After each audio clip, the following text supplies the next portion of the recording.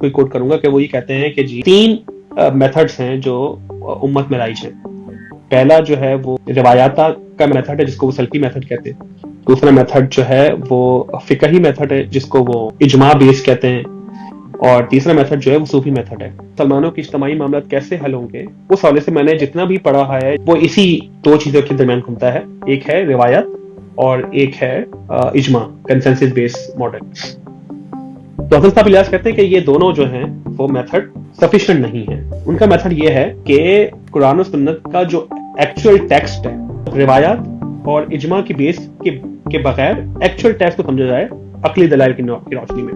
یہ اوورآل ان کا میتھڈ ہے. اب اس میتھڈ پہ 2 مسئلے ہیں. سب سے پہلا مسئلہ یہ ہے کہ یہ میتھڈ جو وہ عرض کر رہے ہیں اپنی بات کر رہے ہیں یہ باقی دو میتھڈ کو ڈینائی کر رہے ہیں. یہ باقی 2 میتھڈ کے بغیر یہ میتھڈ بھی نہیں چل سکتا. تو سیاق السباق کا کون بتائے گا؟ روایات.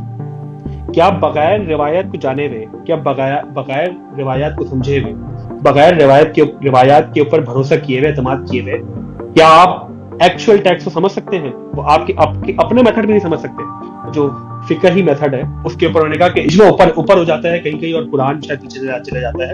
اگر ایکچوئل ٹیکسٹ کے اوپر بات کی جائے تو اس ٹیکسٹ کے یہ میننگ نکلنے ہیں کہ میں آپ کی بات کیوں مانوں. اب اس کے نتیجے میں ان کا جواب کیا آتا ہے کہ بھائی عقلی دلائل کی موجودگی مانے.